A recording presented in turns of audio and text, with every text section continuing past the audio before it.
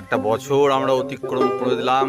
আজ চৈত সংক্রান্তি, শিবের গাজন, শিব ঠাকুরের পুজো করে আমরা সারা বছরটাকে কাটিয়ে দিলাম।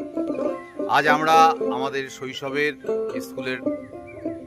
স্কুলের খেলার মাঠে বসে বসে কিছুটা সময় সকালবেলায় ব্যায়ামের তালে তালে কাটিয়ে দিচ্ছি। আমাদের সাথে আমাদের টিমের সমস্ত মেম্বাররা আছে এবং তাদের সাথে আমরা কিছুটা সময় কাটিয়ে সকালবেলায় মনটাকে চাঙ্গা করছি, শরীরটাকে চাঙ্গা করছি।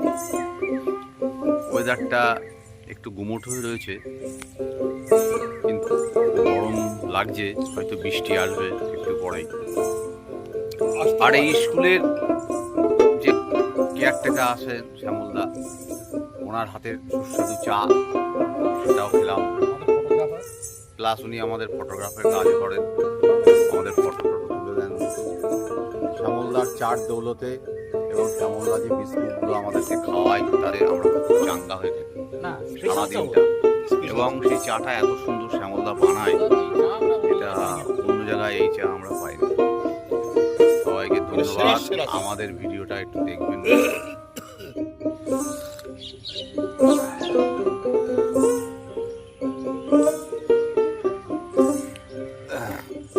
একটুখানি বাদে আমাদের একজন সদস্য ঢুকলো, তার জন্য আমরা আবার দ্বিতীয়বার চা খেয়েছিলাম।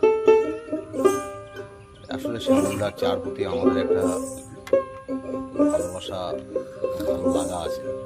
এই চা যদি দুবার, চারবার, পাঁচবারও হয় আমরা না বলবো। বাপ্পা দেরি করে এলো, তাই আবার চা হলো বাপ্পা দেরি।